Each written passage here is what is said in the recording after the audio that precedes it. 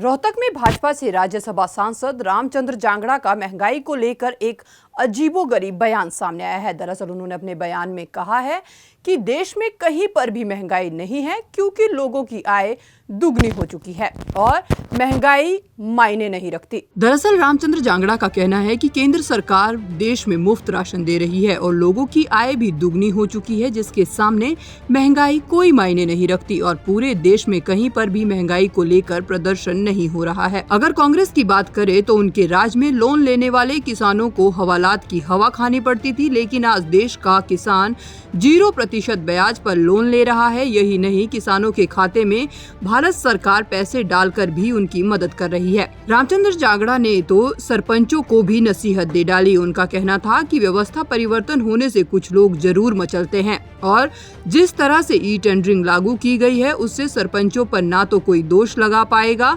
और ना ही कोई RTI दाखिल करके इनको परेशान कर पाएगा। जो लोग शराब पिलाकर चुनाव जीतने की बात करते हैं, हमारे बस में उनकी बात नहीं है।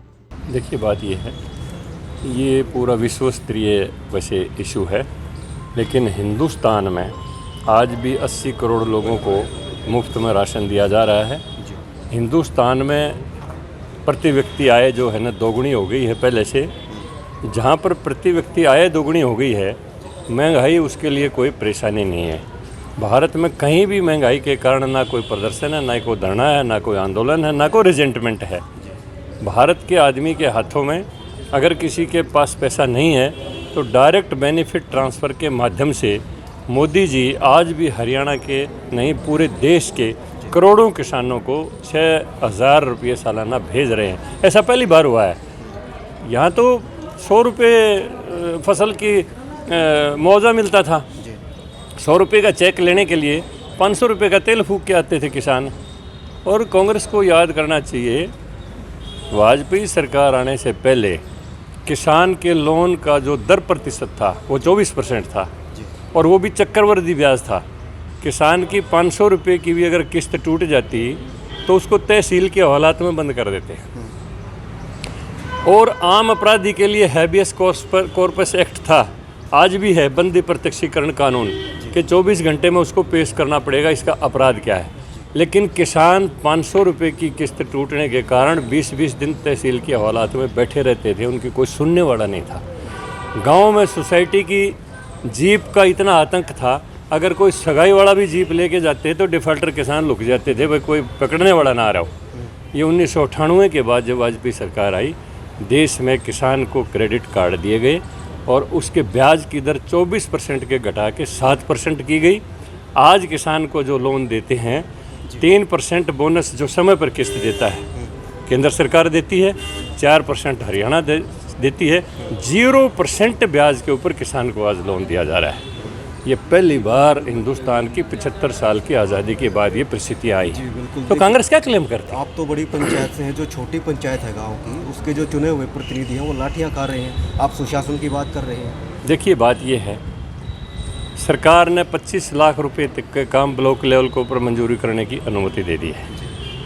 50 लाख तक के काम एक्शन लेवल पर ही मंजूर हो जाएंगे। 1 करोड़ तक के काम सीधे DC लेवल पर ही मंजूर हो जाएंगे, उनकी कोई फाइल ऊपर चंडीगढ़ नहीं जाएगी। और ये सरपंचों के हित में है। अगर कोई सरपंच पोर्टल के माध्यम से, ई टेंडरिंग के माध्यम से काम करवाता है, ना कल कोई उसकी RTI लगाएगा, ना उसके खिलाफ कोई दरखास्त देगा, क्योंकि सारा का सारा ट्रांसपेरेंट है, पोर्टल के ऊपर है। लेकिन जहाँ पर एक ही गली एक ही साल में 7 बार बन जाती थी और पेमेंट होती रहती थी, उस सिस्टम के ऊपर रोक लगी है। और दुनिया में सबसे कठिन अगर कोई काम है वो व्यवस्था परिवर्तन का है। तो व्यवस्था जहाँ परिवर्तन होती है, कुछ लोग मचलते हैं। अब अगर कोई ये सरपंच कहे कि भाई मैं तो 10 लाख की दारू पी रहा हूँ चुनाव में, वो हमारे बस की बात नहीं है। कांग्रेस पर कटाक्ष करते हुए राज्यसभा सांसद ने कहा कि 2024 में सरकार बनाने का दावा करने के ख्याल में कोई बुराई नहीं है, लेकिन देश ही नहीं विदेश में भी लोगों को कांग्रेस का पता चल चुका है कि किस तरीके से उन्होंने हरियाणा में जातीय जहर घोला और प्रदेश को आग की भेंट चढ़ाया था।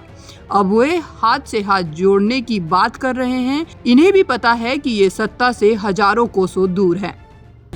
हाथ से हाथ तोड़वाए किसने थे? हरियाणा प्रदेश में जातीय जहर घोला किसने था? हरियाणा को आग की भेंट किसने करवाया था? अगर कोई आदमी 900 चूहे खा के बिल्ली हज को चली तो उसके क्या मायने हैं?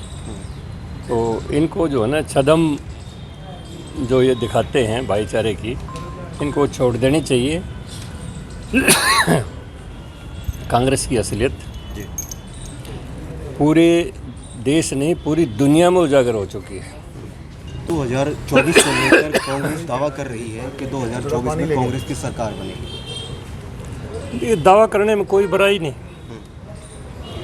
दिल को बहलाने को गालिब ख्याल अच्छा है, लेकिन इनको भी पता है कि कोसों नहीं हज़ारों कोसों दूर हैं ये देश, इनकी असलियत को समझ चुका है। तो बाकी ख्याली पुलाव पकाने में कोई बुराई नहीं है, पकाएं, हमें क्या, इससे क्या दिक्कत है।